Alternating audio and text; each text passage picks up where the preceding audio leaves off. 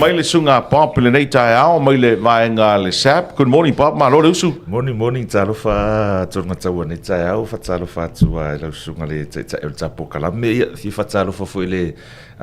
mai mo fa fonga Samoa nei tai au po fe la vale tua ne kelupe e mai mo mai mau mai ni fa salunga e fa talofa tu lau company el SSAB nei tai au e fi fa talofa foi se mata o fenga luenga le fionga tama tai pule a to filau fiti le ngata leo le fionga ya tanga loa pulenga to SSAB ia male au fenga luenga to yo na la ese ia fatalo fana tonga taua ni tai au mai weekend masangi lava ia malolo lava falongolongo mai lava lunga le pokalame ni tai au ia ole o tapenanga lava ole weekend ole e fana ule onga ai le ko yungi le kapi le soko ngai ia sa ole wale na matara sotona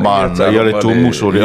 tumu fai tumu tu ia ona ave fu ile fu tamu sanga me wako ia nei fana fu ia ma tu va fang pe o da sumun muri le ko fa Ona le onga ni vai aso ia e fatalo fatu fo ina matu ia misi fo ina onga lo nei tam fana wa onga lo mau me tatu fasalo ngani tai au ia manu ia tele i fu ngani ai mai sole am tali wa ia e mai le fa pito al SSAB silanga ia tu mole ai wa onga al fana nei tu sanga ole nei ta o le weekend ole makua i kumo tatu falo lo le weekend Kafiu so se pa. No waku. Ile stona. All sole. Ole stona i pe ole sole na lo lofi ma to telo tangata ia na fa pasia mai si aso ia i luma tua. A pe la o tele o ma tua no atu me o ngalfana ia mo onga tu o tele le o fa tanga sa ia fo ile stona. Ia tele fo o ma tua no atu fa nga ia la tu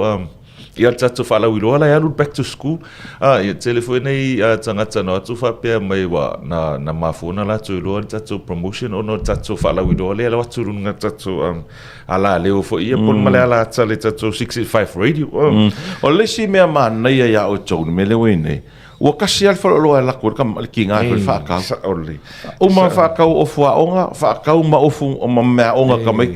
le si ko ya lu si falo lo fa ka o fua o me esa ole tulanga la vana ia pe ole tasina ana va tau o tatu company fo ia lo ia taimini ole ia vele ma se one stop shop na le bakwa la vana fia mau la vo sa paka e ke paka nga la so akwa ai umale tono falo lo le tasi ia lo fa tsa ia pe fo tulanga sa sa no fo de temu o solo ole telo ma tu mon fa tau o fo onga me la ia fa tau ia toninga ia min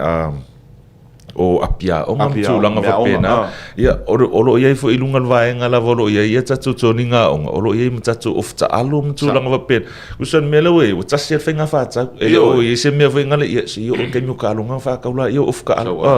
so lo fa nga o telo ma tu ia le tatu special le back to school special fa ta o lo o ia me nga mole nga fo fa na ni tau sanga ai e fai foi sto tele o nisi tangata na lofia tu tonu le ole tato back to school al tato 30th promotion wal tato to nungal masina se vai al tato 30th promotion le fa ngata ina le so atau okay wal eta silva ya sole na fa alwe e tele foi o lo fa pa uino la tato 30th promotion o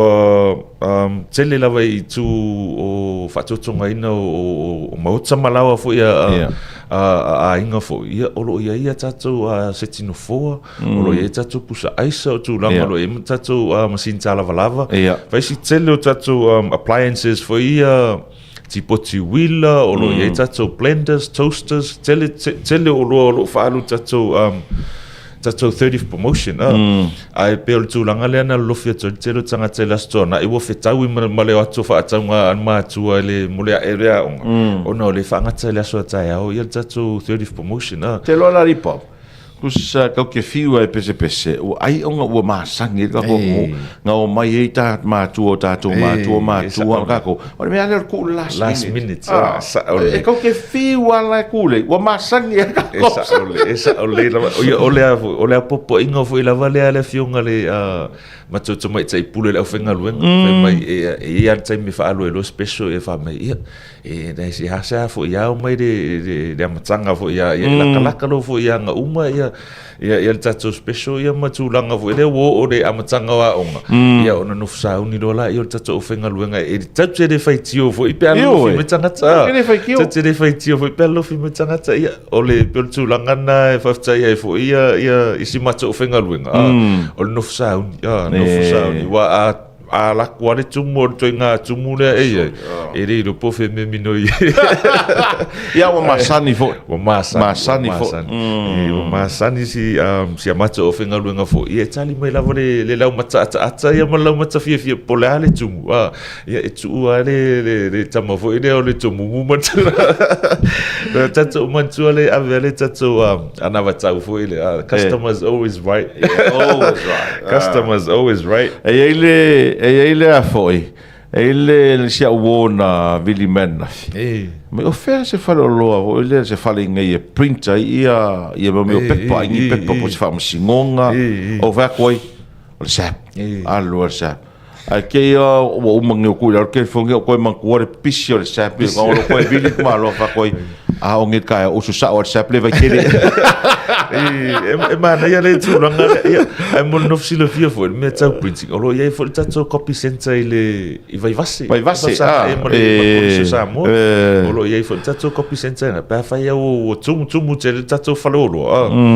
o lo ia si tato la na pe ona ta o fo te lo tato pokalami o nanga o mo lo fo ina tato falolo au tu ile meka store o lo fo ina fo e si tato la pe o vai tele o mo tele sala fai mutulanga va pena ale sa ma enga mana ia wa pe o lesi fili numere tasile o tangata we nei tolanga ipia o menga ka paka sa ole ia o mena mana ye oto e fai o lumo falolo e ia le pa au tafa ke le ka male opposite male fafsa te le ka paka o lesi fo me o safa mo la va ile fono ya wa ya si matso va nga ya skulati ya fa tsalo fa tso ile au so skulati ni tsa ya fa pe ma o mai ya tso va fa salanga ya o le va nga la o metso tino ya le tsa ile o sa nga le mu tsa va le fo ya ane malo la tsunu ya e a fe kwala la ka va le kong e ya si nga skulati nga fa tso ina ya le ele e wa ya lungi kong fa ka ai fo me fa fo ma o si ya lo tsa va e kire lo poira tu tiri lo poira tu ia euro ia nei tama nei fa foi nga tatu vai nga kapaka o va ia ma o lo mai tau ia tangata fewa i fo ia ma se me fa leanga ia pontulanga fa pena ia on fa ilo atu ia o pe e fo me lo fa nga fa tau ferona Stenia Rona le o tala tua tunga taua ni tae o leila via ka kingit fulu. O kiranga le mai mua matate ni tae o nei le tapo kalame. Waha o la pese. Yo ai le o la kapinga penga. Que o fuso. Só fa ia ni si kausu. Lai mataro va mai se uso ia fafawina lo au. Oi. Mai kama sa sao pop. Malau kama este de macro. Mai kama lo professor nga pop. Ia fatalo fatu foi la uso nga. Ia lai lo foi ngai kama. Wa sa tele na sili matu vasa. Ora mari ina, ia sa matu o ma voi fatasi. Mari ina o este ia ma le uso ia skipa fa fawina lo au ia fatalo fatu to pokalame ia ma le sap ni ta o lu. Awane ngalo na sia tu tatu foro lo e fai dua fata ngani yasu. Kamasa.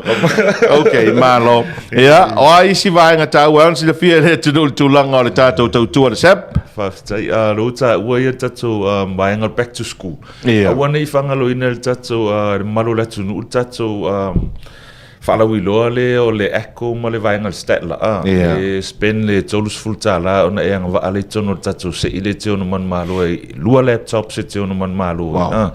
pe on ta ava pe na tolus full tala lo tu pe fa alua e malo laptop e longo inga tolus full tala tau laptop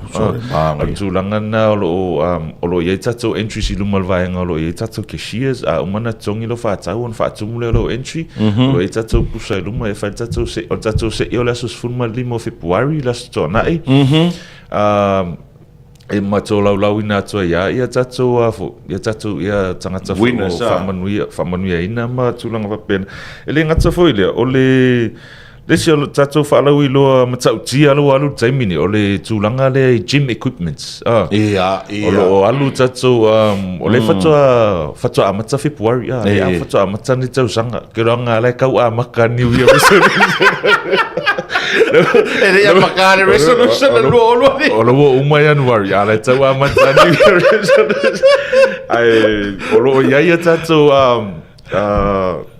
gym equipments ia o to ese ale lua super sene mai tau o tatou me si uma ia le ngata ia o lo ia fu tatou masini pe o willa o lo ia tatou treadmills te sua tu tonu failo fi feeling am failo finga fa tau ia o la nga gym equipments ia ia lo o gym fa ia o tele tangata ia pe mama pe fa ma o ia o mea sao le fa nga fa tele ia